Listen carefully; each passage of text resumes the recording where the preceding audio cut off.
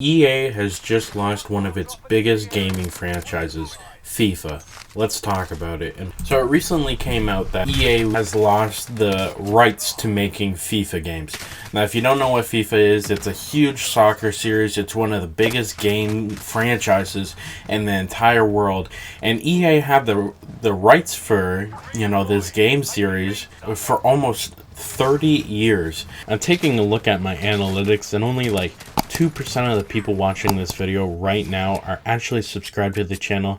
Consider subscribing. It's free and you can always change your mind later. And it just came out that they broke up over a reported $1 billion difference. If you know anything about sports games, you know that EA has had their grasp around almost every single sports game over the last decade or so, and you know what, the quality of these games have just been not really good. I've personally never been really into sports games. It's not my thing, but I know a lot of people are, especially in not the North America parts of the world where most of the people that are listening to this are from. But over in Europe, it's a huge thing. I mean, FIFA is probably the top selling game in places like the UK and parts of Europe. And so, since EA had exclusive rights to games, soccer franchises, or football, should I say, for my EU people listening, they had exclusive rights to make the games. And so, that's a bad thing. I mean, because they have no competition, they have no incentive to make their games any better than just, cash cows. And that's really what they were. They had, these loot boxes where you could pay and get, specific players that you wanted to play as. And that is just crap. And it was almost like a worse version of Call of Duty, because sure, Call of Duty, they have their yearly releases and they have, not very good monetization, but it's still pretty fun each year, and, it feels like they change enough to justify a new yearly release. But with EA Sports, it was pretty much like the exact same game every year with just, I wouldn't even say slight changes, honestly. And since they had this decade-long contract, of course they're going to release a new game every single year, because that's the only way they could, make their money back. But it looks like that's finally going to change. And if you're into sports games, this is really big news for you. I think this could change the entire sports game industry. I really think that the sports games could be so much better if there were multiple companies working on these sports games, and they're competing for who they get to represent. I think it could be a really good thing.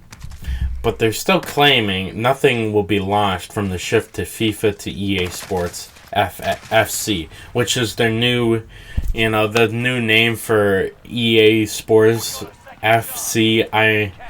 It's not as good as FIFA, but you know what? They had to change the name. The name change won't go into effect until next year, 2023. In the meantime, EA will still have FIFA 23 coming out later this year, which a full reveal will likely be in a couple months. But that'll be the last one. I mean, it's hard to believe. I mean, a lot of people, even if you don't play sports games, EA Sports. I mean, it was a damn meme for thing, the EA Sports guy saying it. And so you know what it is. And so to think that, the biggest part of EA Sports, which is FIFA, is no longer going to be under EA's control is crazy. I mean, there's a reason EA was voted the most hated company in America for 2 or 3 years in a row. And it's because they suck the soul out of these franchises. I mean, really, I don't know. I'm not judging anyone for liking the FIFA games, Obviously, I can understand the appeal of wanting to play as, your favorite sports person in, these World Cup style, game events.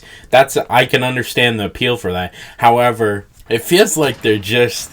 I could never see myself playing it, because it feels like just a cash cow, you know what I mean? It's like EA just wants to get, me to pay 20 or 30 bucks to play as someone I like, which I'm not cool with. And so according to reports last last October, negotiations between EA and FIFA got really messy, which is, it's a big yikes for EA. This is one of their top earners, FIFA. So EA wanted to expand their licenses into the area of NFTs. Ew! EA, stop! Stop while you're ahead. Jesus! While FIFA wanted to retain more control so it could partner with other companies, and in the end it seems EA wasn't interested in paying the $1 billion price tag that was allegedly requested to extend its existing exclusivity deal. Now, honestly, $1 billion for this is a steal for EA. Now, obviously they'd need to make more games and more monetization to make up that money, and so maybe they didn't think it was worth the price tag. But to put it into perspective, the new Battlefield 2042 cost EA $2 billion, and that game just is dead in the water. It's not making them any money. So if EA could spend $1 billion to have the exclusivity deal for FIFA for a couple more years, I mean, that thing is literally a cash cow. It's one of the best-selling games every single year. There's a subsection of sports gamers that will buy this every single year, and they'll likely spend money on it. So was it worth it for EA?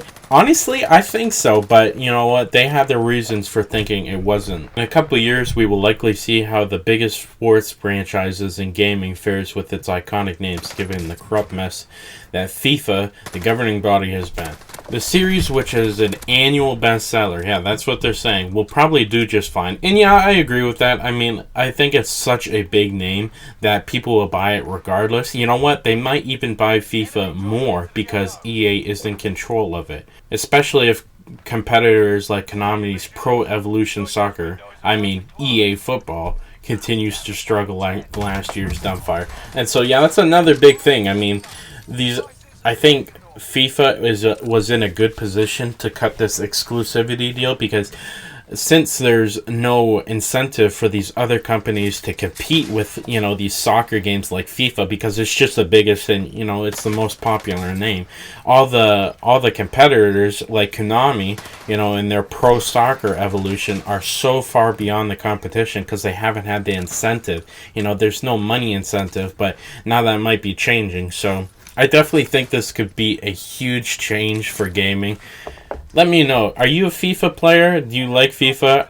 Are you happy to see quote-unquote EA's downfall? I kind of am. I think there's a reason for it. Let me know what your thoughts are in the comments, and I'll see you in the next one.